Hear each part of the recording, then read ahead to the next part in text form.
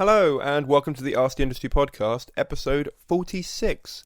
For those of you new to the show, my name's Simon Caine and this is the podcast where I interview the most influential people from the worlds of stand-up, comedy, radio, TV, and today, the live circuit. Daniel Sloss is a comedian who went pro before the age of 20, having started in comedy at the age of 16. I talked to him about certain career choices he made, including shunning some TV shows and what it was like to be put on TV at such a young age, as well as his thoughts on the worst show he's ever done, and being pushed ahead of his peers into bigger and better sets, and what that did to him internally, and what it made him do in terms of his professionalism towards the industry.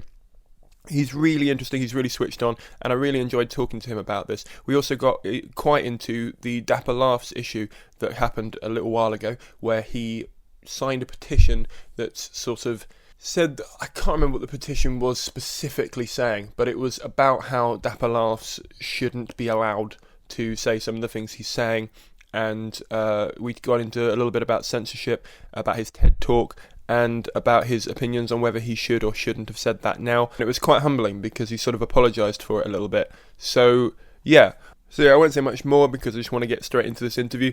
If you're enjoying this podcast, please remember to join the Facebook group. It is called Ask the Industry Podcast and it is on Facebook, of course. If you have a minute, please do leave me an honest review in iTunes. It really helps out in getting new and more exciting guests on, so that would be great. Also, there will be about 6 days when this podcast goes live that you can still pre-order my book. It is called How to Make a Living by Working for Free. It is £5 digitally, it is £8 paperback, and if you would like a copy, it would mean a lot to me, and it would really, really help my dream of trying to get this book self-published out the door. So if you want to look in the show notes, click through. It's a how-to guide for artists and creators to build an audience around what they do using free content, and then asking that audience to support them and to help them continue creating the things that they value and that the artist loves to do. In my case, that involves writing books and making podcasts. So if you would like to support me and you would like to buy my book and you think the book sounds interesting, that would be amazing if you would like to get a copy. If you don't want a copy, but you would like to gift it to someone else, do that. That would be amazing. So thank you very much for listening to my pitch. Without any more delays, this is Daniel Sloss. I don't know. LA's a bit like in the States. It's a little bit different. Like, I'm going to New York, and I've never been to New York before, so I'll probably go out and see that a little bit. And but I just don't get the point of tourism. Like, we were in Paris 2 years ago on tour, and Kai Humphries, my supporter, was like, "Let's go see the Eiffel Tower," and I was just like, "Just Google it. Like, it looks exactly what you think it looks like." Yeah. And if you go there, it's just gonna be filled with Parisians tutting.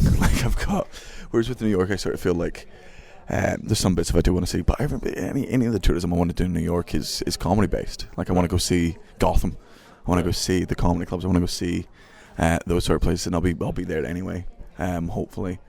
So yeah, I reckon I'll see a little bit. I'm not that bad of a tourist, but like some places, if it's like I was in Wisconsin and I was there for 5 days, and I only went between the hotel and the comedy club because, for me, that's the fun part. You get on with the staff, you hang out with the staff afterwards, you get steaming drunk with them, and then you hung over and you go find the closest food place, and then you just go, yeah. I'm sure there was lovely parts of Wisconsin and Madison, but it was also freezing. Yeah. Like, it was proper, like it was like January level of cold, and right. I was just like, it's not worth seeing some buildings that I don't understand. Yeah. Yeah, no, I've done that before where I've been indoors and I've been like, I should probably live. Yeah. And then I looked out the window and gone, it's quite cold. Yeah, it's absolutely freezing. It's I've been really hard to do that. Yeah, I mean, for years with it, when I came down to London, I didn't. I was born in London, but I didn't understand. I used to get the train from Piccadilly Circus to Leicester Square after the Comedy Store, right? And before the bouncers were like, that's 500 yards away from each other, and I was like, oh no. Yeah. I was just used to get the train between them because I was an idiot. Yeah. So London's a bit different. New York, I'll go see LA. LA's too big. Like, I go down Santa Monica because it's just nice to sort of hang out, and then just I go down there just on the off chance that I'll ever see Conor McGregor working out, because he does a lot of training over there, and he's all his Instagram videos on of him training at the beach, and I love Conor McGregor. Yeah, he's a UFC fighter. I've not, no. Oh, I've got a picture of him as my background on my phone because I'm that much of a loser. Conor McGregor, he is an absolute god amongst men. Wow, all right. I'll be doing some Googling later. Oh, absolutely. He's our generation's Muhammad Ali. Oh, okay, fair enough. I'm aware of one quote from Muhammad Ali. Yeah. The classic sting like a bee and fly like a whatever. whatever. Yeah. Float like a butterfly, sting like I'm a bee. not even aware of it. Yeah. But because he was. I didn't watch much Ali fights. I'm not really into boxing. Right. Just think it's such a lame way of doing it. Like I'm into MMA because it's actual sort of fight and it's safer as well. Yeah. If you've got the boxing gloves on, yeah. it rattles your brain around. You can do permanent damage. So it's the same reason why American football is more dangerous than rugby, because your body's designed to be knocked out at certain points, not to have your brain rattle around in your head. Right. And boxing just seems like it's like fighting, except you can't use anything else other than balloon fists. Yeah. I watched the Floyd Mayweather fight where there was Manny Pacquiao. And it was the dullest thing I've ever seen in my life. Everyone's like, but technically it's brilliant. I'm like, I wasn't watching it for the technical brilliance. No, exactly. I was watching it for violence. Yeah. I know what you mean. It's weird when someone gets like. I mean, I get like that with stand-up where I'm like, I want to watch it for the technique or whatever. Yeah. But when it comes to boxing or ice hockey or something, I'm like, I just want to see them either knock each other over or push the puck or ball or whatever the thing is. I want to see them do the thing as well as they can. I'm the same. Yeah. I study stand-up. I watch the same specials over and over again. I must watch Bo Burnham's What about 7 times a year. Say with Bill Burr and Louie CK, and just watch the nuances and like how they craft a joke and stay in the bits. I think it's genius. Yeah, totally. Now, let's stick with the young stuff for now. You were 17 when you started. Yeah. You did a comedy course, right? I did a comedy course when I was 16, and then I did one gig when I was 16, but I don't consider that the start of my stand-up career because it wasn't a real comedy club. It was like 14 people in the audience, and if you ask any of them what I did that night, it was not comedy. It's just my first gig is the Stand Comedy Club, 2007, September the 18th, or something like that, Red Raw, and so it was like a real comedy club. So I was like, it's my first gig. So because I've tried to book the Stand before, and they booked that in advance. Oh yeah. So how long ahead of time did you think I'm going to book this, and why that club? So I start when I was about 16. I was very lucky to sort of hang out with Frankie Boyle because he knew I sort of wanted to get into stand up, and he sort of let me come to his show and sort of see how he wrote jokes, and then sent me off to meet like other comics like Andrew Maxwell and Glenn Wool and Craig Campbell and Adam Hills. So that was back in the 2017 festival. And then he put in a good word for me at the Stand, and just went, there's a kid that wants to try stand up. So I think they might have bumped me up the roster a little bit, and then I had a good couple of gigs. But I was between the gigs, it was about a 2-3 month waiting list. Fortunately I was good, so that sort of helped speed up, and it was local, speed up the process, and it was nowhere near like now. I've got friends that are trying to get on Red Raw, and they're just like, the waiting list is like a year, and it's mind blowing. So I think I got lucky before it got like as popular as it is now. So I managed to. I think I joined at the right time. Okay. And because you wrote for Frankie Boyle for Mock the Week. Yeah, it's something that's continuously taken out of context. Was everyone's just like, he wrote jokes for Frankie Boyle. Like, Frankie took me under his wing because he knew what to do stand up, and then as a sort of little writing technique, it was like, if you want, you can write some of the sort of bits for Mock the Week, and then he would sort of criticise how to write and to teach how to write to a deadline and stuff. And like, he used one or two of the jokes, but there was absolutely no point in his career that he was sat backstage in Mock the Week being like, I can't go on, Sloss hasn't sent through his stuff. It was I was not a valuable asset to him in any way, shape or form. He was just a very kind man who went above and beyond the call of duty to help out an aspiring stand-up comic. And was there a reason why? I mean, was he helping other people, or was he helping you? My mum met him at a gig. He was doing a corporate gig for her company, and she obviously knew I wanted to be a stand-up, so she just went, my son's got a couple of, would you mind answering some questions? And he was just like, sure, here's my email address. And then I emailed him, and he was like, I'll be honest, I can't be bothered replying to this email. Why don't you just come and hang out with me? And I was just like, all right, that's so went to that, and he was great, and really, really, really filled me with sort of confidence, and just gave me a massive boost in an already sort of competitive industry. It was great. Yeah, I suppose that helps quite early on, especially because at the time, probably quite young, didn't really know the industry very well. Didn't know what to do, and didn't have management. Yeah. And so for someone who obviously you've seen on TV, I assume, and you know, seen for years. Huge fan. Yeah. It was such a kind of wonderful thing to do. Yeah. And how many gigs did you? So you'd gone to Edinburgh 2007. 2007 was, so it was 2007 on that August. I mean, I go to the Fringe every year, but that was the month that I did the 2-day comedy course. Right. And then there was the gig at just like near the end of the festival then. And then after that was when I did my first gig at the Stand. Okay. So you didn't perform 2007? Yes. So we just turned 17. So my birthday was on September the 11th, and I gigged 6 days after that. Okay. And then you went back 2008 to do a split first show. No, was my first show in 2008? Again, according to Wikipedia. I did my first Fringe, but it was a double header show. Yeah. It was like me and another comic called Davey Connor did a half an hour show, 15 minutes each. And it was great. Loved it. Absolutely loved it. Free Fringe, like 12:45 in the afternoon.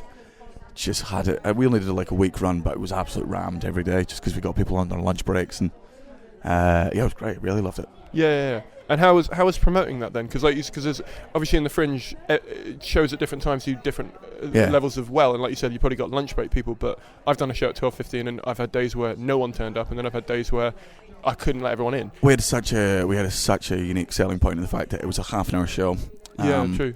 It was free. It was right beside the Rome. It was at Espionage, so we were just like, it's over there, and it's in an hour. And also just been like, I'm 17, and and Frankie'd said something nice about me. It was just like, this kid, and I was like, Frankie Balls a fan, and this was back when Frankie was still on Mock the Week. So you just go, Frankie Balls a fan of mine. People go, we'll absolutely, like, it's free and it's half an hour. Of course we'll be there. Yeah. It was completely rammed every day. I mean, had to flyer, which is just the most soul destroying thing. Haven't done it since. I did 1 week of flyering, and I very much said I was like, not doing that again.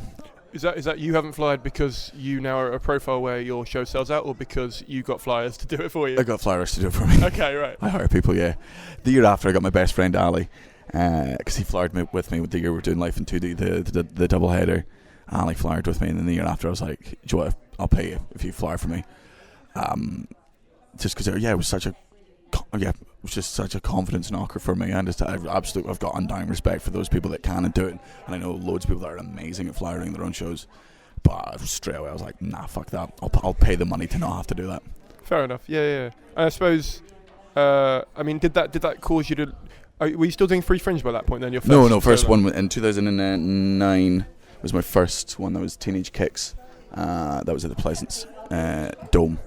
Because obviously the big four cost a lot more than the Free Fringe to do. Yeah. And if you add in the cost of flyers and things like that. Yeah. I mean, did that mean that? How did you do audience wise for that? Let's do that first. So I have a very, very, very fucking good agent. Okay. You had an agent by 2009. Yeah, I did Life in 2D and the double header show with Davey Connor. And just through a mixture of things, my agent had heard of me through several things. One, the So You Think You're Funny final, which I was in 2008. So she'd heard of me through Julia Chamberlain, who has ever since then has just been the kindest, most supportive woman. So my agent heard of me through her, and then I gigged with Jamone, who she's also the agent of. Jamone saw me, loved me, and then I randomly flyered the husband of one of her oldest friends who works in PR. And so she heard from 3 points, like, there's this 17-year-old kid that you should probably look at. And then met up with her, signed with her. She sent me on a 5-day tour with Jamone.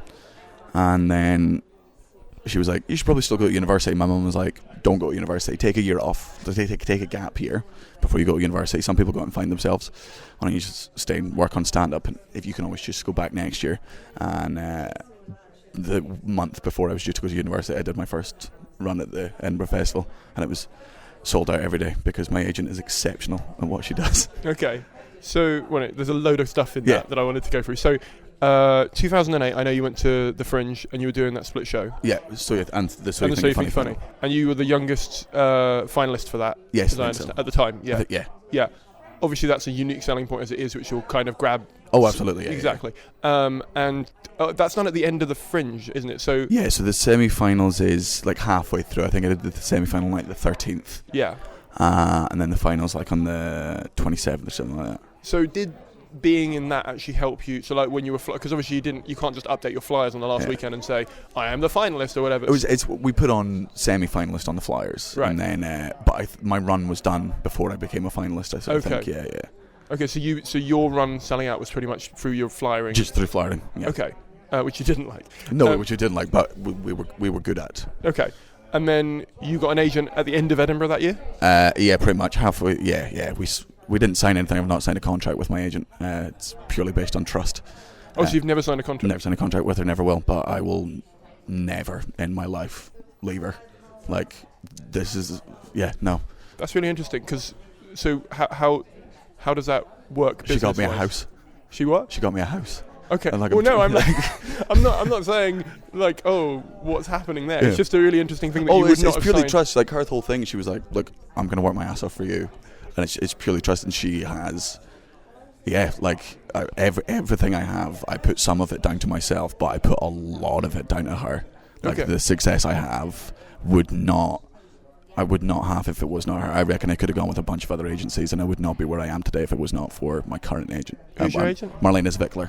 Okay, and that's MZA, isn't it? MZA, yeah. So she's me, Jamoan, Kai Humphreys, Craig Hill, Mark Nelson, Mickey Bartlett, and she's got a new one, but I'm not allowed to. I don't know if I'm allowed to say his name. So. And how many gigs would you say you'd done by the time you got to Edinburgh 2008?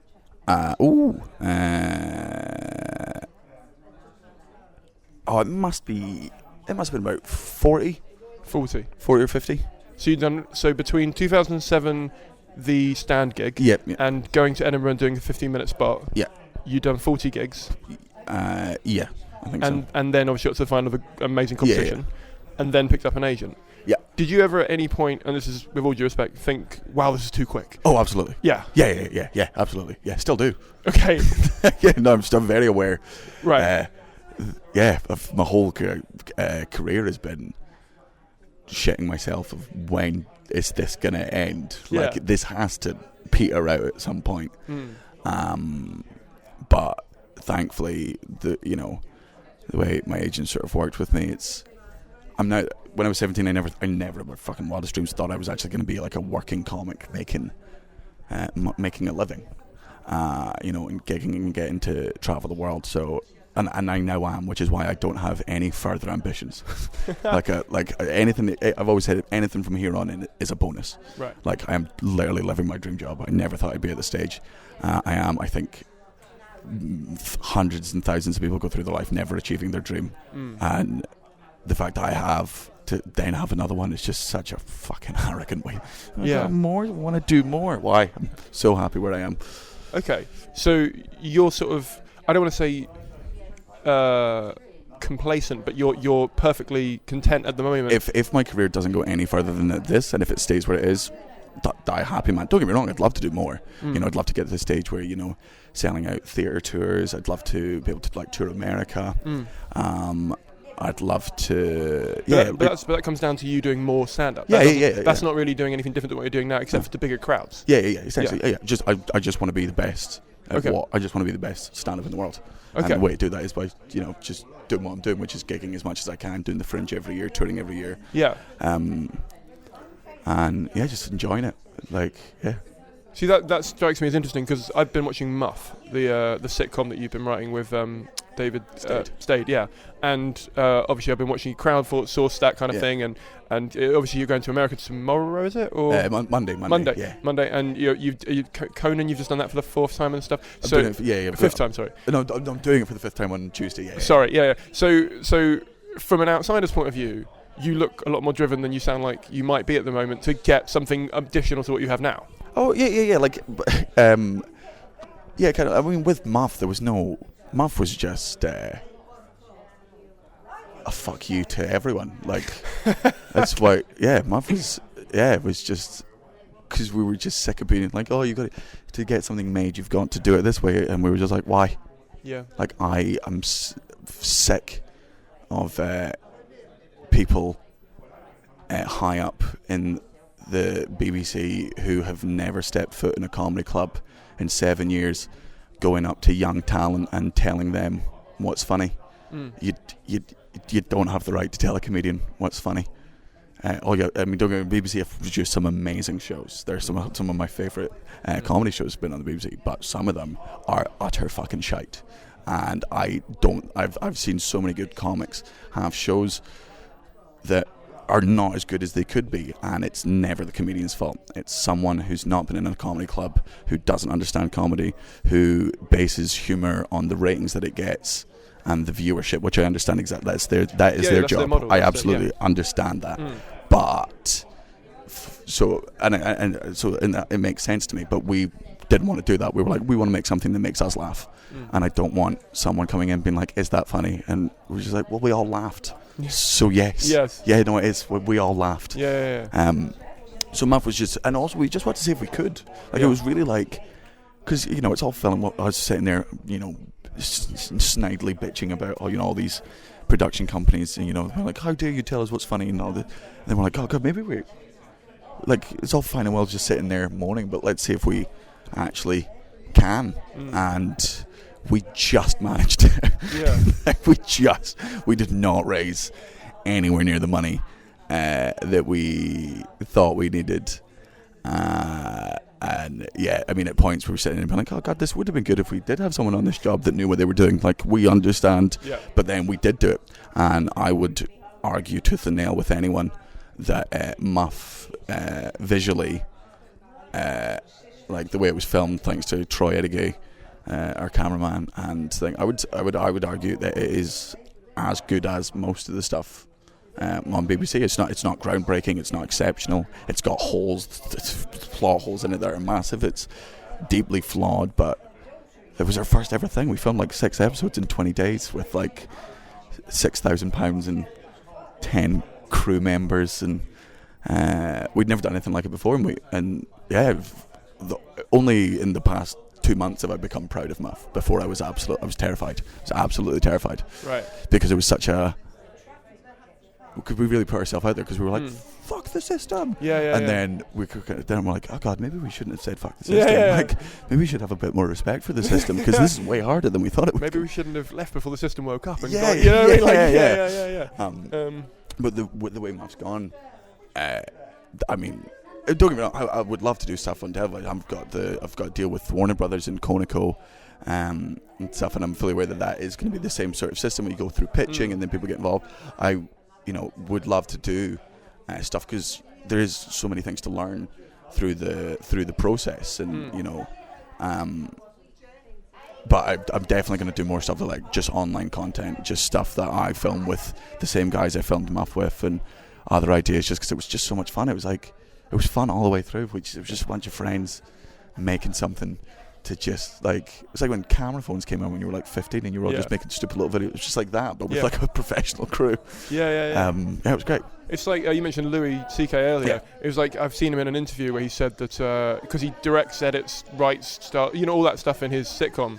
And he said, like, I wouldn't have been able to do it if I hadn't have like gone through classes and learnt all how lenses work and everything. And I'm like, well, would you now? Because you can go on YouTube and look up how stuff works and where lenses cut off and all this kind of stuff. I mean, I've literally on Tuesday I just recorded my DVD on my own, and I got the venue and I got the camera crew together and did everything, and it was great, and it felt amazing. It was like, oh, I don't have to wait to get permission. I can just do it. I mean, I don't know how many people will buy it, but I can. But that's exactly it. Just do it. Like quoting Nike for no reason. That's I think the way is what people need to do more. Like, I mean, with all these TV companies that make these shows, there is absolutely a place for them, and the stuff they do, and they've made some excellent stuff.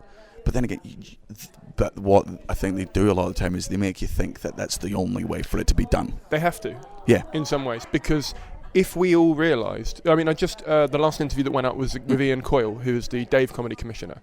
And in it, I was talking to him about how they commission something, like what's their criteria. And he said, well, I'm not really a commissioner, I'm an ad man. Like, someone comes to me with an idea and says, oh, it's got Frankie Boyle in it or whatever. I can go to advertise and say, we know Frankie Boyle will bring in X number of viewers because he's got a consistent track record. Essentially, we can sell an advert in the middle, let's commission it. And so he was like, I thought it was going to be great. Now I'm in my job and I'm like, actually, this is not the job I thought I was going to get. And it's a weird one. I've got Shane Allen coming on to him, the BBC Comedy Commissioner, and I'm interested to see, because they don't really have advertising on, well, they don't have advertising on this. So although they have stakeholders and people to agree with, it's sort of going to be interesting to find out how they because like you mentioned the BBC, I just thought it was just an interesting. I've worked with the BBC before, and there's lots of people. You did the Adventures of Daniel, yeah, which is a perfect example of one of the reasons why I don't have respect for certain parts of it.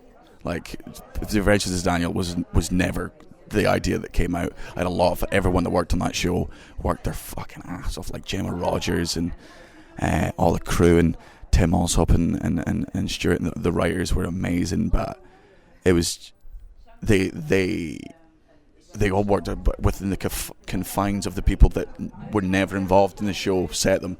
We were like, oh, we want to make a show about a young stand-up, comedian and just sort of life on the road, and they were like, oh well, what if it's about him and his girlfriend? And we were like, no, that's what I said. yes, that's not. And they were like, no, but we think that's great. And we're like, and Tim and the we're just sitting and being like, this isn't the idea we came up with, but it was very much do what we say or you don't get it. And we were just like, all right, well, let's go. You clearly know what you're talking about. And they didn't even commission it. No.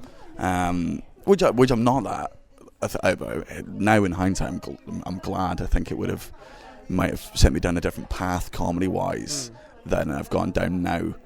It sort of allowed me to sort of, if Adventures of Daniel had gone successful, I fear maybe I would have gone mainstream.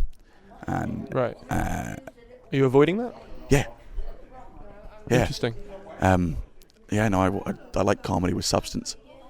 And you think how would you define a mainstream comic then? Maybe give an example if you want. But Peter Kay. Peter Kay. Okay. Yeah. Okay. And don't get me wrong, I've got absolute respect. I think he's, stagecraft wise, but he's never said anything in his life. Right. Like, and it's funny. It's funny. Look, you can be funny but not say anything. Yeah. And I've got absolute respect for that. Like, look, I've zero. I'm never going to criticise Peter Kay. The man sells out tours. He's one of the biggest comics in this country. People love him. He reduces people to tears. It's not my sort of comedy. Yeah. I'll watch it and laugh, but I prefer, the likes of Louie CK and Bill Burr and Carlin and Jim Jeffries and Tim Minchin and Bo Burnham and Tig Notaro and Maria Bamford and Mike Birbiglia. All these comics with substance. Would you not? So if we took Louie CK, Bill Burr and Tim Minchin or whatever, at what point would you? I would say that they are mainstream now. Oh no, I absolutely wouldn't. How would you define mainstream then? Go ask anyone in the street right now who's Louie CK is. Oh, that's how you're okay. Because I'm defining it as in comedy, size absolutely. of audience. Okay, fine. If we're talking in comedy, Louie CK, right. Bill Burr, Minchin, they're all. Oh yeah, I mentioned Louie to my dad the other day. No idea. He had no idea. He had no idea. And then I said McIntyre, and he went, "Oh, I know who that is." Of course. And I was like, "How do you know who that is?" But not in an offensive way to McIntyre, because he's an easy target, and he's always used as a target. And he shouldn't be. McIntyre's work ethic is sublime, and he's a great comic. But I'm sure let's do Peter Kay then. I'm sure if I mentioned Peter Kay to my dad, he'd know, right? My problem with that is I like I'm probably with you on this. I like substance in my comedy. I like someone who goes up on stage and makes me laugh, and then I go away and later on I'm like thinking. Yeah, no, not maybe at the time, but later on I'm like, oh, that's interesting. And it's kind of, in fact, that was I was going to ask you about this, but we were talking about it kind of now. Your TED talk, I remember you did. Wait, no, all right. No, you can't. I was 22. I was so nervous. It was such a tiny crowd. I wish I could have done it in 1,000 different ways. Looking back on it, but I guess that's what hindsight is. Yes, hindsight. I always, I've in therapy. I'm trying not to do this now. Yeah. But every time I look back at myself a year ago, I go, "You were a fucking idiot." And she's trying to teach me not to do that because apparently that's really damaging. But I always think if you don't do that, you've not been trying hard enough to improve. Yeah, I do. If I don't hate myself 2 years ago, I've not improved. Yeah, that's what I think. But apparently, you're meant to at least look at it in a positive way of your improvement, not you were a wanker. No, absolutely. No, I fundamentally disagree with that. Yeah, no. Okay. Maybe in 10 years' time. I'll look. Oh no, I did it like a month later. I'm did I say that to her? Oh god. Yeah, but 10 years' time, I think it's enough time for me to be like, that was a different guy. 2 years ago, I'm like, oh god, I remember those thoughts. Yeah. Like I remember. I remember that feeling. Close. Yeah. Because I remember, because in your TED talk you were talking about how a story's just a story and a joke's just a joke, and therefore we as comedians shouldn't be judged or censored in the same way, in the way that we are getting censored in some ways. And do you think that's got worse since you've done that TED talk? No, we're not being. It's nice for us to think that we're being censored. We're not. Like, when has anything been? Yeah, okay, the BBC might not put certain things out, but that's because they'll get complaints. They'll get Ofcom. There are sad losers out there who go out their way to get offended by things because it makes them feel alive and important. And I think being offended by something is the most self-involved, narcissistic thing a human being is capable of. To go and watch a comedy show with anywhere between 80 and 3,000 other people in the room, and for that comedian to say something, and for you to be upset, like, oh, that was about me. No, it wasn't. This is a tour. Like this kid, like, to be offended by something like Bill Burr says when he's doing a tour to 100,000 people, and for you to like, oh, that was aimed at me. Oh, fuck off. Yeah. Yeah, no, absolutely. But they're not being. People might not come. The reason people think we're being censored is just because now, thanks to the internet, everyone's got an opinion and they'll hear it. And sometimes it does feel like, oh, you said I can't say this. Who has ever been physically arrested on stage in this country or America? No. Like, I can't think of anyone. Yeah. Or even close, like, oh yeah, there's the loud rally cries of all this sort of stuff. But, yeah, no, it's never really sort of... The only time it's sensitive is, you know, if you are trying to make something that goes onto television. And that's not really censorship, really. It's not, oh, you can't say that because of this. It's just like, you can't say can't because it's BBC. Yeah, you're going... So like you said, if I record a video and put it up online, I can say anything. I can go, oh, I hate children, or I can say I can't think of anything more offensive than that right now, but I can say something really horrible, and because it's my platform I can do that. It's like Katie Hopkins, if she wants to tweet something, she can say that, and you have to sort of go, well, I don't necessarily agree with it, but that's her platform. Whereas if she goes on ITV or Good Morning or whatever, and then says those things, and then you go, I hate immigrants or something, you're on their platform, she shouldn't be able to say it there and stuff. I remember because there was that thing with Dapper Laughs a while ago, and I think, didn't you sign a which I regret massively. Interesting. Okay. Yeah, I absolutely should not have signed that. Why not? Well, I disagreed with what he said. I got caught up in the hype. I still don't agree with a lot of the things he said, but I had no right to stop him from saying things. Right. I massively regret that. Do you think he was treated correctly or badly? I think it was one of the problems. Like, it was very hard, and you know, I was absolutely just swept away by the rage machine. Like, it was 2 years ago, I got caught up in the hype, and I was like, oh, I've got an opinion on this too, because, you know, I didn't agree with some of the things he said, and I thought, but then it was so hypocritical. I don't watch it. Why did I follow him? Why did I go out of my way to watch the videos that I knew were gonna? It was pathetic of me. Yeah. Now with the ITV thing, it was an interesting argument. Everyone thinks it's black and white. He was wrong. He was this. No, he was saying some things that we disagreed with, and the problem was, even if he didn't mean them, which I don't think he necessarily meant some of the things he said. I think he was caught up in the wave of his fans, that fan base that came up, the fans that, if he was being ironic, which nobody apart from him knows whether it was a character really or what his intent behind it was, but he starts getting positive feedback from doing this thing. He starts doing it a bit more. He goes a bit too far, and then the left get outraged. But then he's got so many people saying, yeah, this is great, and then so many people saying this is awful, and I think he was just reacting. I still don't agree with anything he said, but I don't. I should not have joined in that witch hunt personally. Me, okay. It was very hypocritical of me. Yeah, I could see why. I could see why that'd be hypocritical. Yeah, absolutely. I wasn't trying to imply that. No. It's something I've ever since then. Kai Humphries absolutely called me out of it in an argument that we were having, and I just went, "Oh fuck it, you're right. I was wrong." Yeah, I mean, I got involved in it briefly. And all I basically said was, I think comedy can have change. It can have an impact on people's opinions on things, and it can definitely, like we said before, you know, can make people think, and it can make you at least think about your opinions or think about how your actions, or if you look at like the Inbetweeners or, you know, something like that, where bus wankers became like a thing people were shouting for a while, or clunge was like a regular phrase and stuff. Yeah. And you know, and at the time when he was a lot bigger than he is, I mean, he's still big, but you know, if you searched for you know, like women getting yelled at moist and things like this, that was happening. And for me, that was like, I was like, even if he doesn't think that is something that's happening, it is. Yeah. And I think to not acknowledge that you're having an impact in this way was wrong. Yeah. I wouldn't stop him saying anything. I don't think it's fair for me to get involved in that. Yeah. But I do think, I didn't know whether he was self-aware enough to know that was something that was... Yeah, I agree.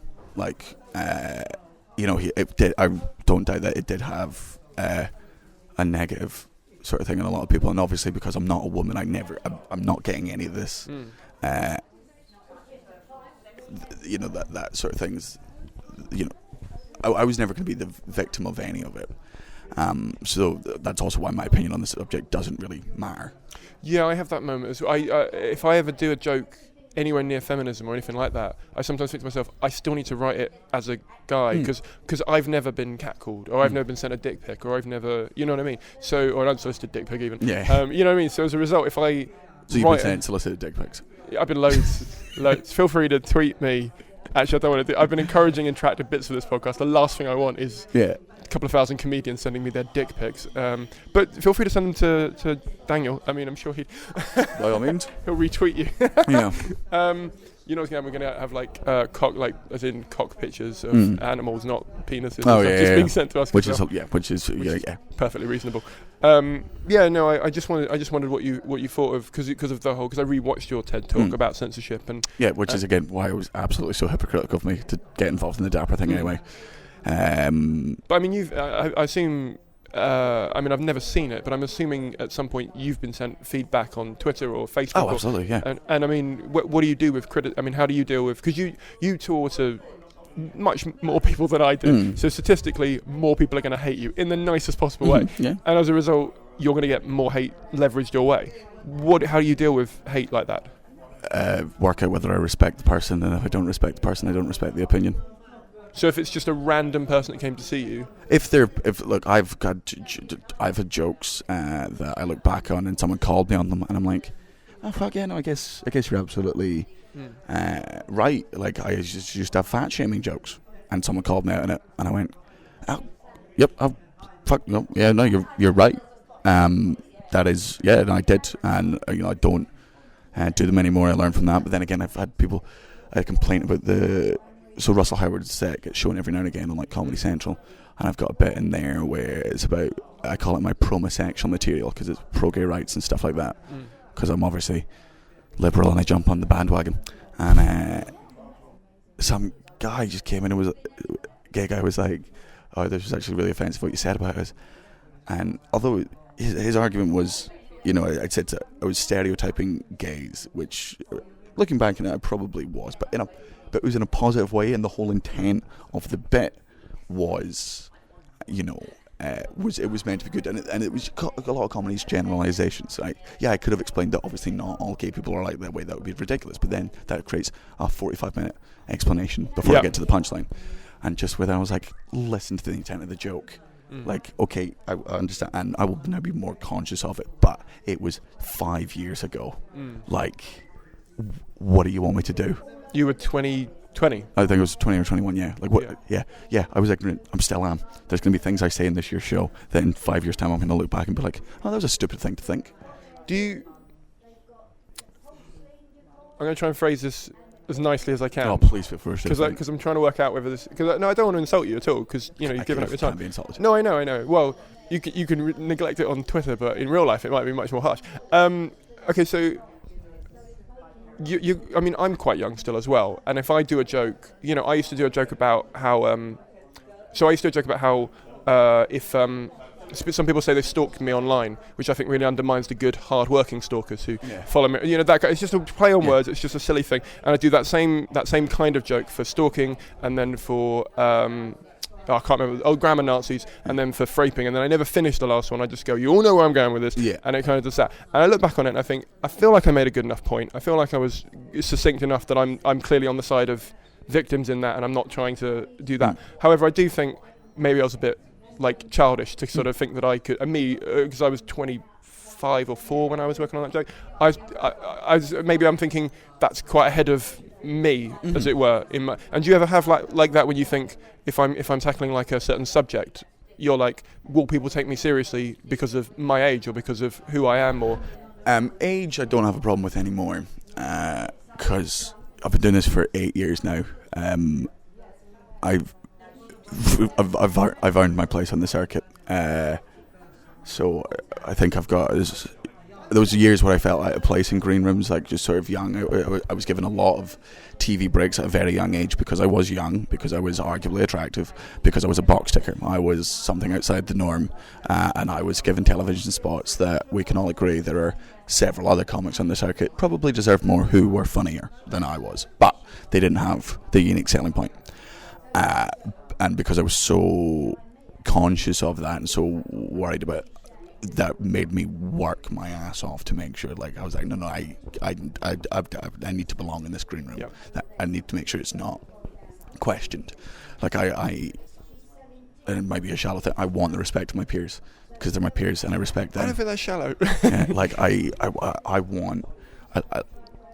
one of my favourite moments of the 2016 was in Altitude, and Jim Jeffries was there, and I was there with my mum and my dad, and I gigged with Jim a couple of years ago. I hung out with him in LA, and I was a fan of Jim before I started stand-up. And I was just sitting talking to my dad, and Jeffries came over and started talking to me, and it was just a really cool moment where my dad was just standing there and watching a comedian that we went to see live together when I was 14 talking to me as a peer. Like, he wasn't talking to me to be nice, he wasn't talking to me, and I was just like, this is the... Inside you were like, I was like, this on is... the outside I'm like, hey, dude, I was just like, hey Jim. Hey, I was Jim. like, Jeffries, can I call you Jim? Yeah. I think I've seen you. I forgot the original question, so I completely ran it was just an interesting point that you made where you were saying that you look back on material maybe a little while ago and sort of say, I mean, what would you say is the worst show you've done in terms of, so let me validate that, in terms of maybe the learning process of making it, or in terms of the material that you look back on and you think maybe there was just one bit in it that I feel like now I would never do?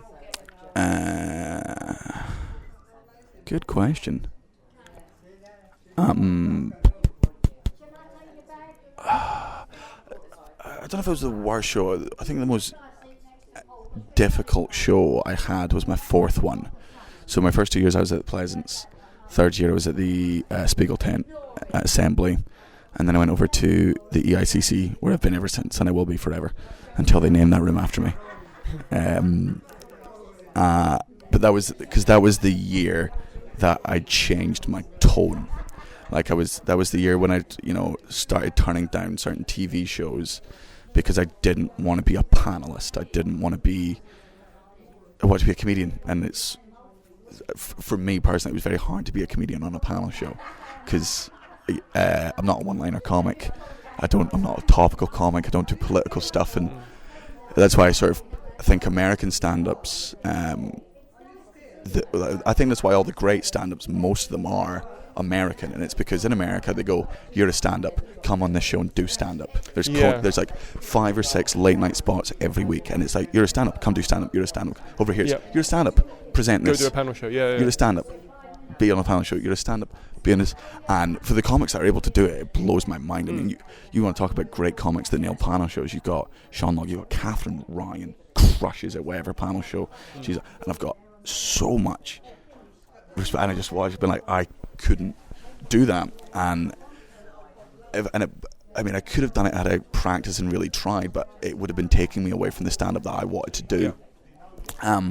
So I started turning down TV. I didn't want to be famous for the sake of being famous. I wanted to do comedy with what I thought was more substance. And the first time I was at the EICC, I think, and I was still getting the audience that had seen me on McIntyre's Roadshow and Russell Howard's and the Rob Brydon Show and all that sort of stuff, and the 8 out of 10 Cats. They were coming, and then I was doing comedy about how there's no God. I was doing jokes about drugs. I was doing jokes about, death and darker sort of subjects. And every day I watched at least 10 people walk out the show.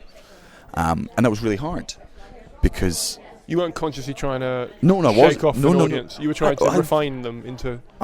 Not consciously shaking them off, but every day I did do that struggle of just like, just do cleaner stuff, just when you see them leaving, I was just like, and I really had to just go, no, say what you want to say, and you have to shake these people off. Was that the year that... Because I remember there was a year you had some shows and you had late shows. Oh, I do that every year. Oh, okay, sorry. I thought it might have been you were doing late shows with slightly darker material. Oh no, that was just a very, very clever marketing campaign on my agent's side. We did the early shows and late shows, and the later show was slightly darker. Wasn't darker. There was no more swearing. It was the exact same show, but you put on 2 separate shows. You get to be in the Fringe brochure twice. Yeah, I tried that. I had an idea 2014. I was going to call it Deja Vu, and I tried to get it listed twice because I thought it'd be great if like it was just the same, except for the second listing just said something like, "Why are you still reading this? You just read it above," or something like that, in like a cocky, weird way. And then the Fringe brochure people, they were like, "Yeah, you can't list it twice because it's the same show." Yeah, and I was like, "But I still want to pay to list. Can I pay to list it twice? Like, I'm more than willing to pay." I don't know how my agent did it, but she did it. Well, it's a different title, that's why. Yeah. That's how it counts. Why, But I want it to be, because of the Deja Vu element, I wanted it to be identical. I mean, I probably did swear a little bit more because it was a later show, and obviously, the first show was at 7:30, and the second one was at like 9:30. So I'm just like, I can probably say cunt a bit more during this. Yeah.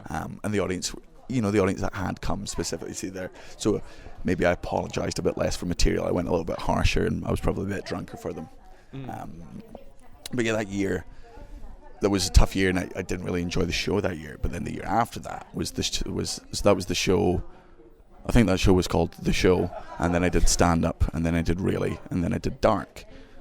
And those past 3 shows I've done, I'm so proud of them. That was the time when I was like, and I've not found my voice fully yet. It's a constant, ongoing thing because you change, and it's you're never done. But I was like, I'm in the right lane now. Like, I'm now going down those bits I was writing that I was really happy with. Like, I had a joke last year's show and this year's show about tampons, and I really enjoyed it. And it was kind of about the luxury tax in a bit, but it wasn't really. It was just about how I didn't understand why tampons weren't free. Right? The whole bit was like, we live in a country with free healthcare. How is that not healthcare? You're bleeding. Yeah. Sounds medical. Yeah. And it was a 20-minute bit. And I loved it. I was like, this is like a really, really good bit. And then I did a joke about death and I really, really enjoyed it. It's just sort of saying stuff because to kind of go back to the Dapper thing is I about 3 years ago began to realise how important some material actually was. It has a lot more effect than you think. I got a tweet from a 14-year-old kid in America telling me that after watching my stand-up, he had the courage to come out to his parents, and you just go, what? Yeah. I had no idea. No idea. You don't have a clue sometimes. I had no idea, and I was just like, that's huge. Yeah. And that was so. If I've done that unconsciously, that was a great feeling. I had a girl come to my show about 3 years ago. Her dad was there. She said, my daughter's got a question, and she went, you always talk about being pro-gay rights. How do you feel about lesbians? And it was so weird. But then I realised in my stand-up, whenever I was talking about gay rights, I was always very specifically making it men. Right. Just not consciously. But then realised that from her perspective, like, yeah, I'm a stand-up that she likes, and I'm on stage doing all that stuff. But I was making it all about men, and it was not intent. I obviously meant gay rights all across the board. But after that, I was very conscious to make sure that it was sort of I mentioned both of the terms were gender neutral or whatever, and that's when I got just seeing those two moments, which were very nice. Yeah. Made me very worried about God. What about those? What about if some kid loved me, or any audience member, and then I just did a joke about fat people, and this was like a body conscious kid. Yeah. And so I took that response. I just don't think maybe Dapper didn't think about that, but then again, why would he have? Because he wasn't getting the same fan base, and he probably wasn't getting that level of feedback either. Yeah, exactly. Yeah. But for me, I became a bit more conscious of making sure, just going, who's the victim in this joke?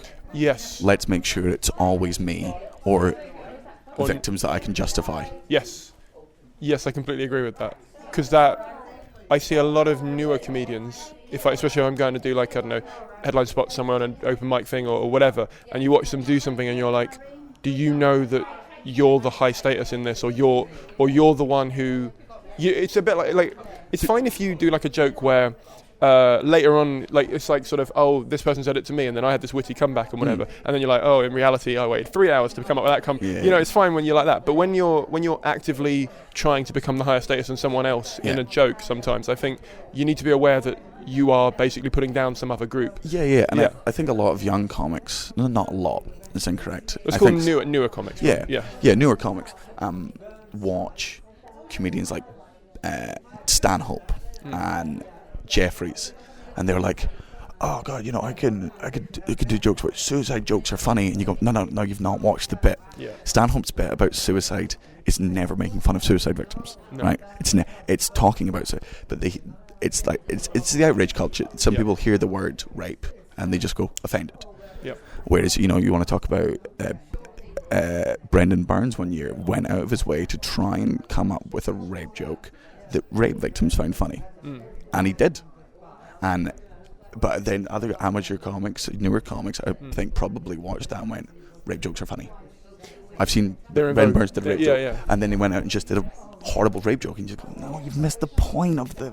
And then the media picks up on that and goes, oh, there's an epidemic of rape that's going on, and look at them taking the mick out of this group of people, and you're like, no, it's just you've gone to the wrong gig. Yeah. I mean, I would never do a rape joke, but not for any moral reasons. It's just I'm not a good enough comic to do it yet. I don't know enough. Any joke I would do about it would very, very likely be ignorant and upset people. And yeah, I think because that's the interesting thing. Because like sometimes you're not you specifically, but sometimes a comedian's joke is deliberately ignorant just because it's funny that you would think something like that.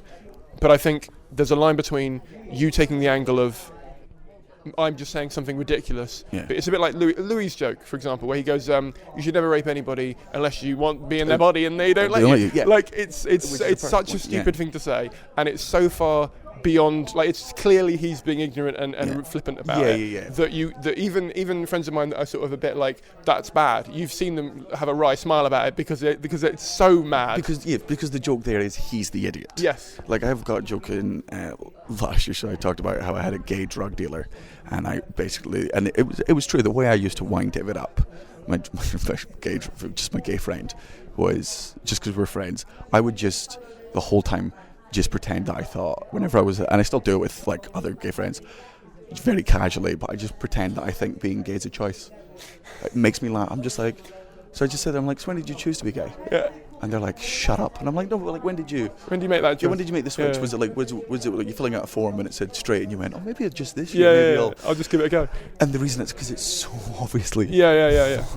And I obviously don't think that. It's the same that I say the most horrific things to my flatmate Jean, right? Just about I'm just like, I should just do something stupid, and I'll be like, and to think we gave you the vote, because it's so obviously not what I think. But then other people idiots will, and that's what people, they take comedy literally. They just go, you said it, you meant it. I've got a line in my show where I'm like, my mum went to one of those pregnancy classes where women can go along and practice overreacting. Yeah. But I obviously, and so, but I get that. But it's so obvious that I'm the idiot in the joke. Yeah. No, I get that. I sometimes do that to friends of mine where, like, say someone does something just so stupid, I'll just sort of go, "Oh, we gave you the phone," or something. Just because it's like it's reflecting that they've done something stupid. It's clearly me just meeting them. And the victim of that joke is homophobes. Yeah. People like, how stupid is it that people think this? Yeah. Like, how dumb would you have to be? You're making fun of, like, oh, look at me, I think that's, for me at least, I think. But then again, I'm not a gay man, so maybe I don't know. Yeah, I have a problem in that I'm working on a joke about gay marriage rights at the moment, and I wrote it and I thought, this is quite good. And I sent it to a gay friend of mine, and I thought, hang on, like on TV when they do say a woman does a joke, or a man does a joke about women, and then they cut to a woman panelist laughing, and they're like, yeah, it's okay. Yeah. I was like, am I doing that? But online, is this really? But then I thought, they're the only person who can give me honest opinion, because they've been through it, and they know what I'm trying and how I'm and they know me well enough to know that I'm friends with them, so I'm not anti-gay in any way. So with my gay stuff, I phoned Craig Hill, and I was like, I've got this routine about gay people. He was like, are you really phoning me? I was like, yeah, because I just want to make sure. And I went through it, and he was like, no, that's I'd laugh at that. Yeah. I'd laugh at that. And I'm like, good. I hope he didn't just say I'd laugh at that, because that's awkward. yeah. I was like, does this sound ignorant? He's like, no, it's all good. And I was just like, thanks, Buffy, and hung up the phone. Were you? you were talking about TV stuff, Yeah. and how you got that quite early, and like you said, some other people might be more deserving or qualified Absolutely. or anything like that. I think every comedian I've spoken to has said that about their own TV appearance, where they've said there's probably someone better, and it's just a thing we do because we all look at Every gig I've ever had, John Maloney could have done better. right. Okay. But the thing is that so I spoke to Adam Bloom recently, Yeah. and I asked him a question I'm going to ask you later, which is what is the biggest problem with the industry and how would you solve it? And so think about an answer now. But for him, he said the biggest problem is that the industry seems to favour youth over experience, because sort of the new they take someone who's new, who's maybe got a competition credit or something, and then throw them out there and go, they're the new big thing. Whereas he was like, I'm way better now than I was 10 years ago, and I don't get the same opportunities as someone who maybe has just come through the Chortle New Act, for example, because I've already on the circuit. And I was thinking, when you were saying that, were you at the time aware that when you were getting these spots that you might be getting them because they're sort of trying to not diversify, but trying to keep a bit of variety to the absolutely, nights? yeah, of course, yeah. And did that ever like throw you off? No, that's what made me really work. Like, Okay.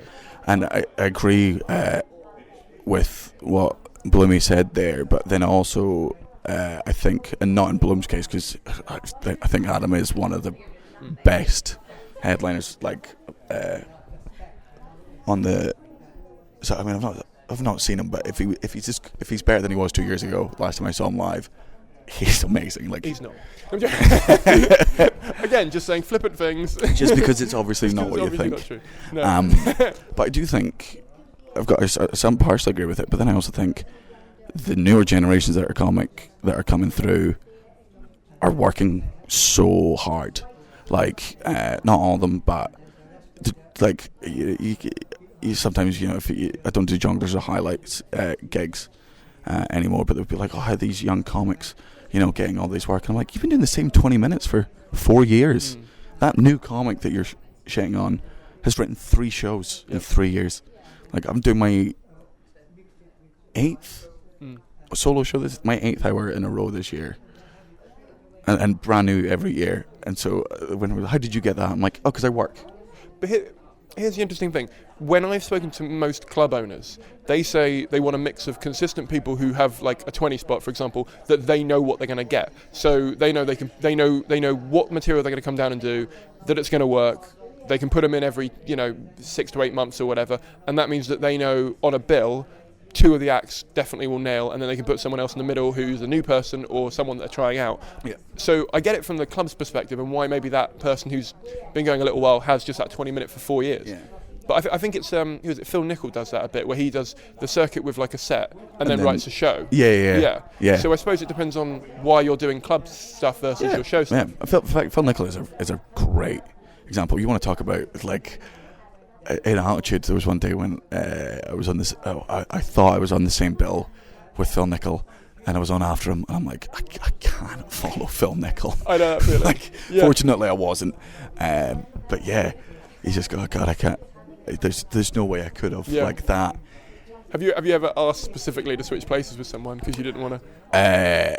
No, but I had no, because it's a proper pride thing. I'm like, no, I deserve to be in this green room, because I had I felt out of place in green rooms for years and years until like maybe in the last 3 years. I remember I had a gig with Mark Nelson, who's been my friend since I started comedy, and Mark Nelson's one of my favourite working stand-ups. I think Mark Nelson is a better comedian than I am. He makes me laugh harder than I make myself laugh.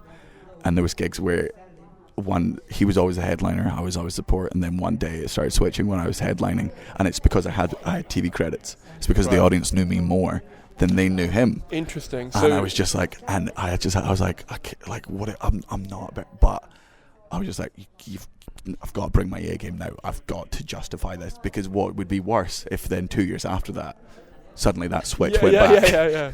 So if anything, the TV credits, although provided you with a lot of stuff, they also provided you with that. I've got to work now. Oh yeah, absolutely. The success I got young, really, I was like, you've got to maintain this, and you've got stop doing comedy completely. Yeah. You've got to make sure that while you're on stage, those comics aren't backstage being like, how the fuck did he get this gig? Yeah. You got to make sure that so for me at least, it really made me work and go, right, okay, let's not give anyone the chance to question this. I think what I like most about what you just said was a kind of shared ethos there, where I think new comics are working, but also they're working in a different way to comics that have maybe been doing it 5 to 10 years in the last 5 to 10 years, if that makes sense. Because the internet has become bigger, and I think a lot of acts that are maybe a slightly older demographic are either scared or shun doing something on social media. And as a result, for example, you're quite big on Twitter, for example, and you've got a bit of following on Facebook and obviously Muff for YouTube. And by doing that, you're obviously making connections with your audience throughout the year when you're maybe not even in the same country as them. Whereas, you know, some comedians who don't even think to engage or try and do any of that, they might not see that as part of their job in some ways, you know? Well, there's some comics that are... I mean, I'm not very good at social media. Really, I'm on it a lot, but I'm not... You know, I'm not as good a tweeter as Rhys James or Adam Hess. You want to talk about people who nail social media, like Rob Delaney, Catherine Ryan, Gary Delaney, yeah. These comics, they're just so good in it, but I'm not good at writing jokes in 140 character format. The same reason I wasn't good in panel shows. It's my jokes are bits and ideas and sort of concepts that require me just humming an eye and being like, is this? But you still do it. Is my point. Still do it. Yeah. I mean, you want to talk?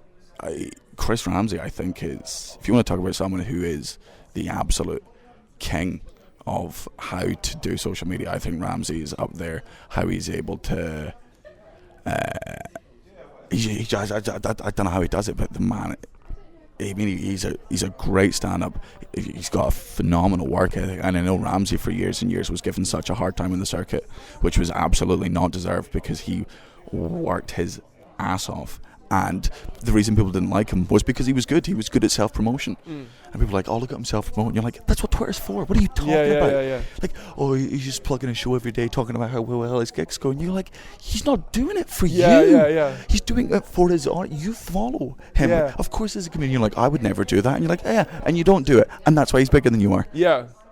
No, for me, this podcast, for example, I started it simply because I wanted to talk to some people in industry, and no one was answering my emails. And I think we've all had that moment where we're like, I want to just ask some questions, because no one, you know, like, I just didn't feel like there was any resource out there for me if I wanted to get booked somewhere, or I wanted to find out what an agent's looking for or anything. You can't just email them and say, what are you looking for? Because they probably get that email 100 times a day or whatever. And so I thought, how can I talk to them? And then I sort of, I started writing a book about 2 years ago about how you, as comedians or as performers, should make stuff just because you want it there. Yeah, that's what Muff was. Yeah, exactly. And I feel like, and I went to a Christmas party a few weeks ago, and there was a comedian there who said to me, "It's really inspiring that you did this, and that you actually make stuff and you put it out there and stuff." And I was like, you could do it. Yeah. Like, it was just, and they were like, no, I don't know where to find the time. I was like, well, you could leave now, and on the train home. And also, you're a comedian, you've got time. Yeah, I mean, I'm going to edit this on the way home, and then I've got a gig in Kent, and I'm going to write my set on the way. Yeah. You know, what are you doing on the train? Are you watching Muff on the train? Like, not doing any. I mean, obviously you should, but so I didn't mean to catch you while you were smoking. But you get my point, though. It's like I figured I could spend 3 hours a day watching cats on YouTube, or I could spend 3 hours a day editing a podcast and putting it out. Yeah. And I know which one I prefer. Well, the cats is the one I prefer. But the point is that. But I'm the comic you're talking about. I'm so lazy. Okay. Like, I work, so I play FIFA all day. I just get stoned and watch Netflix and stuff. But just because I just want to be a stand-up. Like, how hard is it then? So. You tour, so you do your show every year in Edinburgh. Mm-hmm. You then come down to the Soho usually, or you have. No, this is my first time at Soho in it, but I do my year basically goes Fringe tour. Fringe tour bin is the right. Is my sort of And so how are you finding writing a new show and previewing it and doing spots? So because I assume you don't do new material at clubs because that's suicide. No, it's the only place I do new material. Oh really? Obviously I put it in with other stuff. I used to be a bit sort of cowardly with it, with like I'd sandwich it between two bits that I knew worked.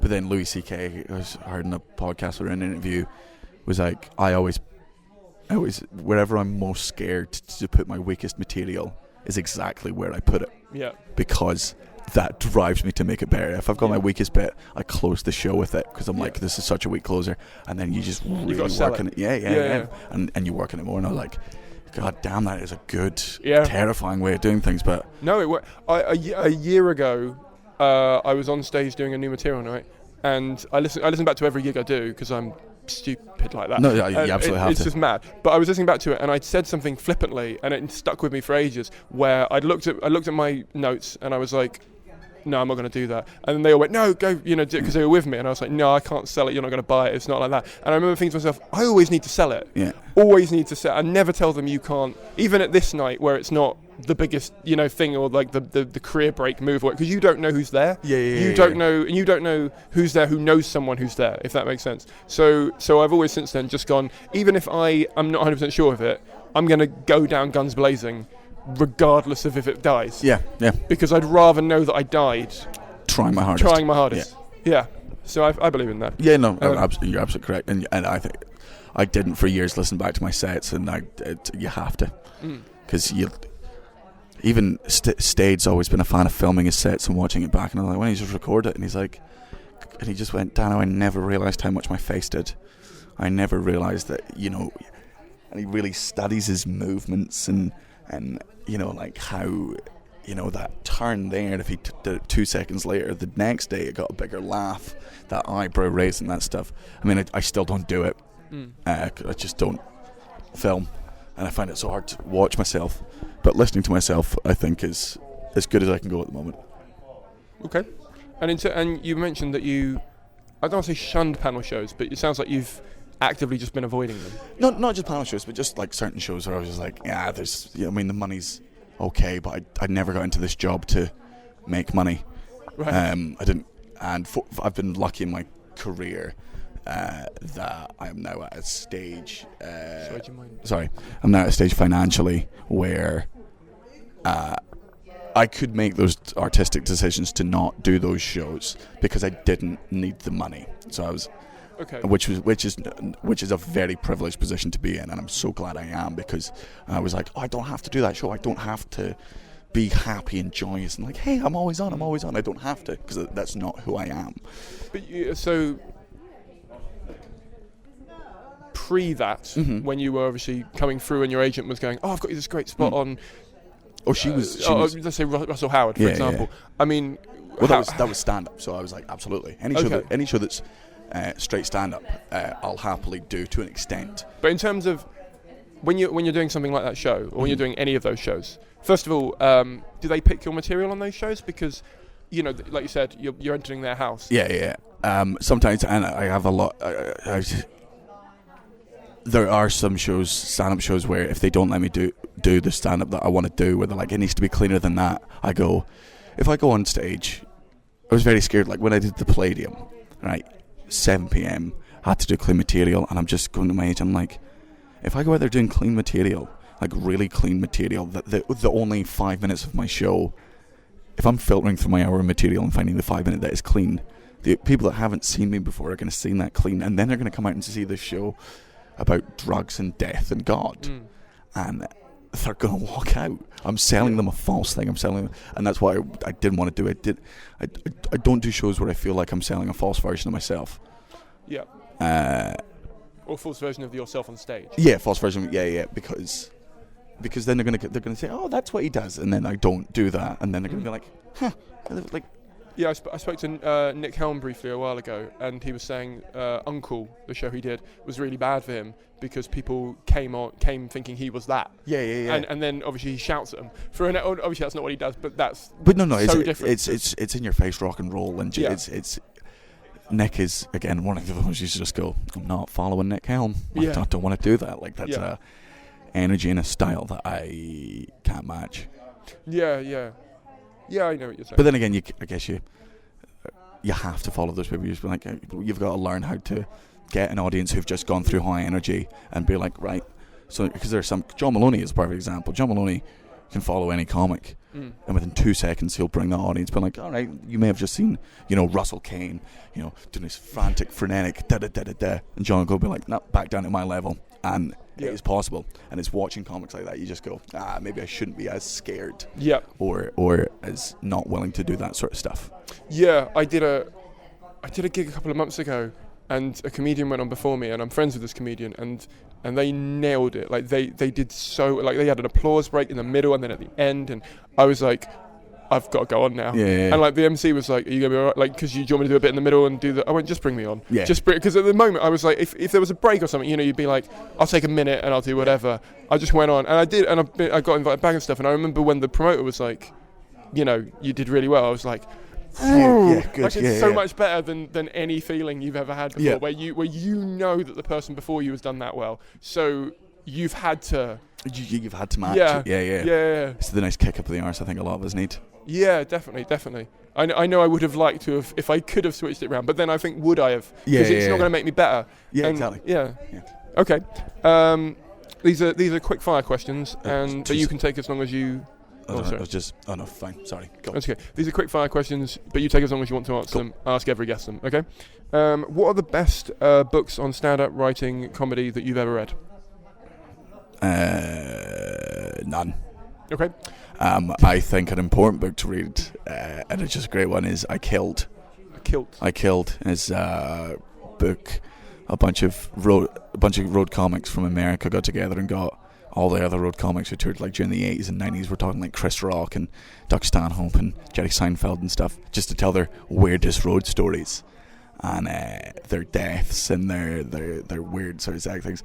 It's just a really good book, and you just hear and reading about how much people you respect died on their fucking home and ate shit. It was really good to read because I was just like, because sometimes when you die, you just feel like I'm the only one that's done this. You see all these other comedians that are amazing, you're just like, they never die, and then you read and go, oh no, everyone does, yay. And you sort of need to be reminded of that because you only see their highlight reel otherwise. And it's why, slightly off topic, the DVD I just recorded, I did it in one take because I got fed up of watching DVDs that are, like 4 nights in a row. Spliced and they've together, edited it and stuff. And there's some bits of it that are not as good, and I've done better. But I'm like, I'm putting it up as it is. Yeah. Because I want it to be as a show would be. Rather than that. Yeah, you don't want to create that falseness. Yeah, definitely. So I get that. That sounds like a good book. What's the best show you've ever seen? Live. Either live or on DVD. Bo Burnham What. Okay. I think it's why. It's unapologetically intelligent. It's the old Bill Hicks mantra of play to the smartest person in the room. There's no compromise in it. It's smart on 1,000 different levels. It's talent on a whole different scale. Bo Burnham is the reason I will never be the best comedian my age.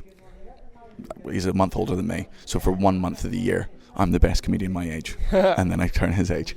Okay. What's the biggest mistake you've ever made and how did you get over it?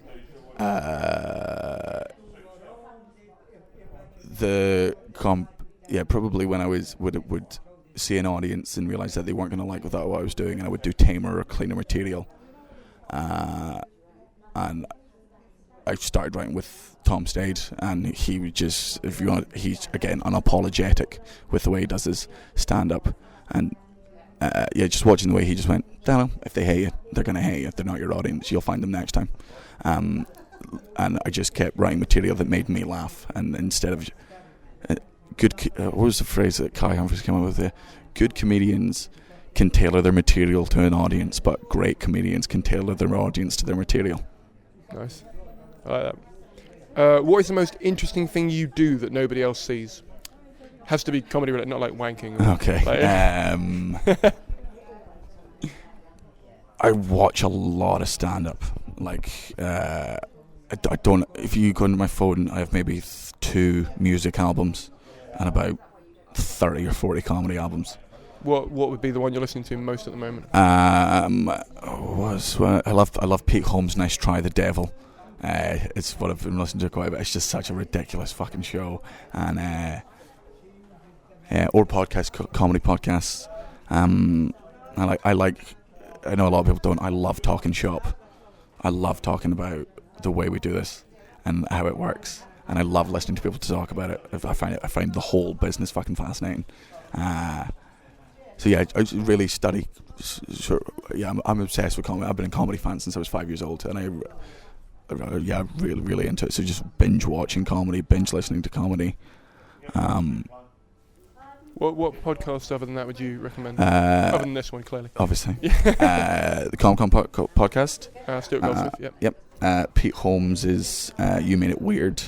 Yep. Bill Burr's Monday and Thursday morning podcast. I listen to religiously.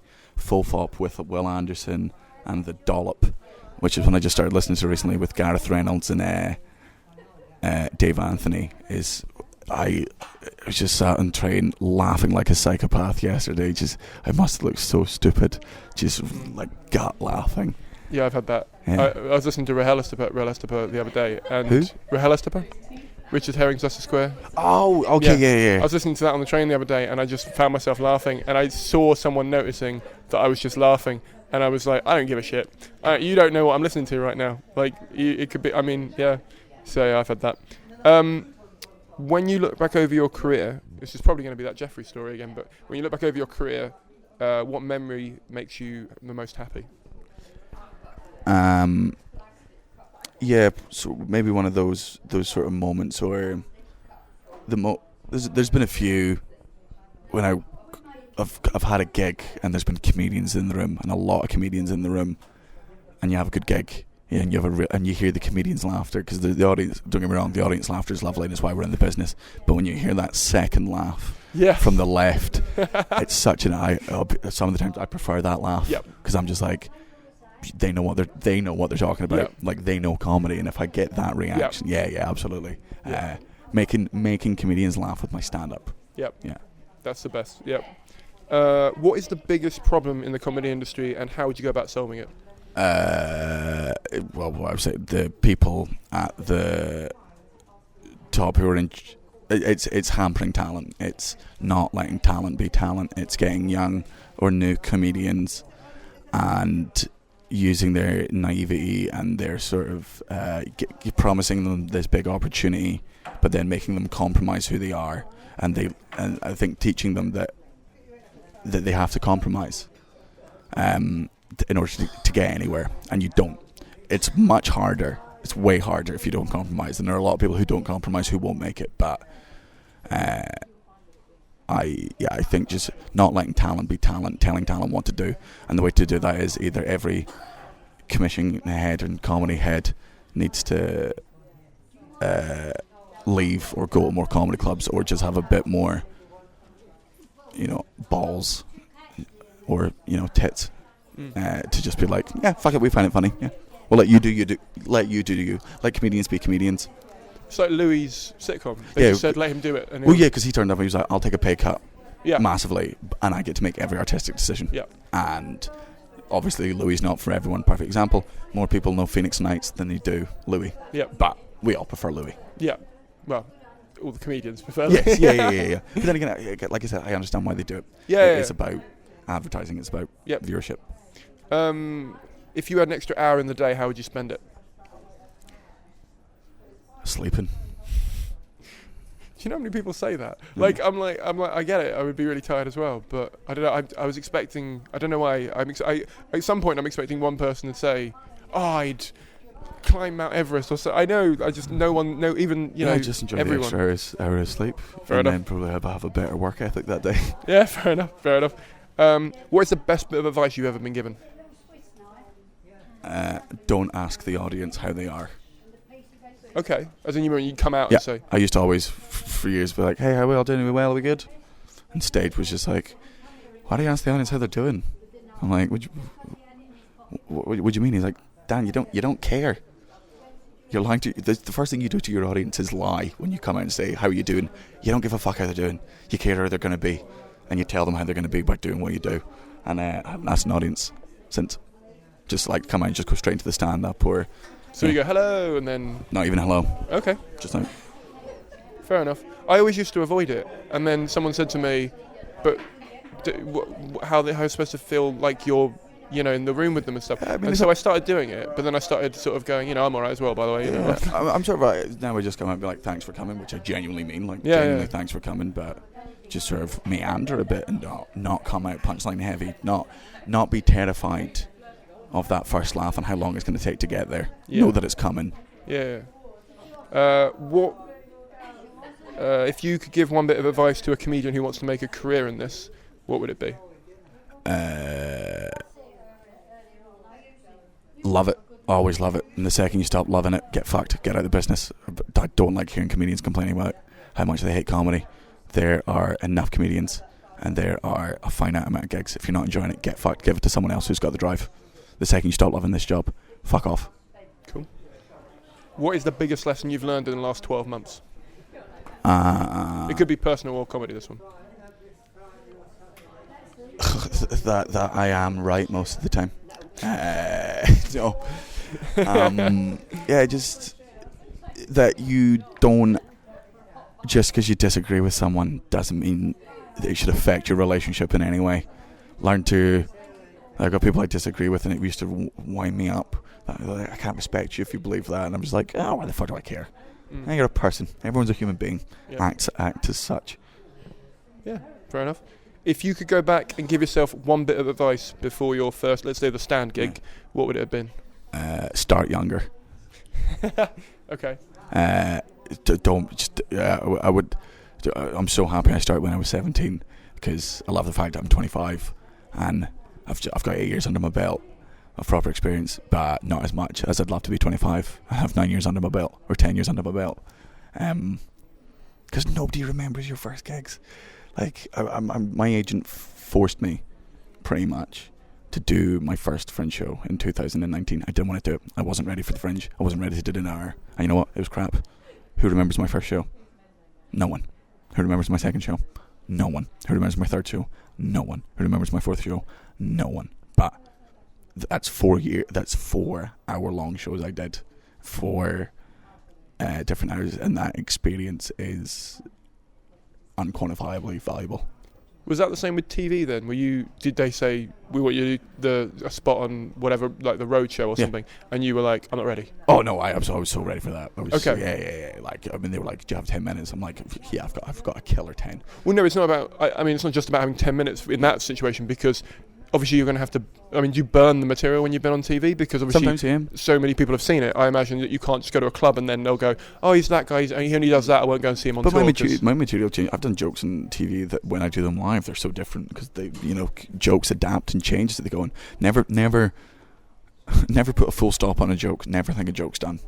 Like, a joke is never done, because the second you get complacent in it is when you start getting bored of it. Also, a bit of advice: get bored of your material. Get bored of it. Yeah. Because the second you get bored of it, you're either going to put more work into it or you're going to bin it and get on. I get so bored of jokes after I've told them, like, after a sort of year or two, and it's great because it makes me do more. It makes me write more. Yeah. Okay. All right. Well, thank you very much for coming on. Oh, thanks for having me, man. That was Daniel. He is so much fun to talk to. I sort of had to find him around London because, as he said, he's not really a tourist, so we didn't really know where we were. We recorded this in the South Bank Centre, so there's a little bit of background noise here and there, but I think I've managed to get rid of most of it. And, well, at this stage, if you've listened this far, I'm presuming it was fine and you didn't have any issues hearing anything. If you'd like to find Daniel online, you can find his Twitter feed at Daniel_Sloss. If you'd like to tweet either of us a picture of a cock, feel free to do that. That would be amazing. And if you've skipped part of the podcast and you've come to this bit of the outro, that won't make any sense to you. Sorry, but that's your fault for skipping over it. You can also find his sitcom online at muffproductions.com, and if you would like to see him touring around, it's all on his website. Please do support him if you'd like to see him live. Other than that, if you would like to support this podcast, please do consider joining the Facebook group. It is called RC Industry Podcast, and it is on Facebook, of course. Consider leaving... I'm really running out of ways to say these things, right? Like, it's. I've done it 46 times now, so here are the things, right? You can join the Facebook group. You can leave us a review in iTunes. You can become a patron on patreon.com. You can leave me a one-off donation, or you can buy my book, right? Pick one or two of those things, and please do them, because they all help in different ways. Also, you can share links. I keep forgetting them. Should have made a list. You do one or two of those things, please. Really, it would really help out the project. If you are loving this project as much as I am, and you think there's some value to it, recommend it to a friend. Please consider donating some money, because it really helps me have a budget for the future. Don't donate if you don't have money, because I don't want anyone else going into debt for this than me. So if you can't afford it, don't do it. But if you can afford 80p an episode, that'd be great. If you can afford to buy my book for £5, that'd be great. Whatever you want to do to support, that'd be great. Speak to you soon. See you in about 10 days. Bye.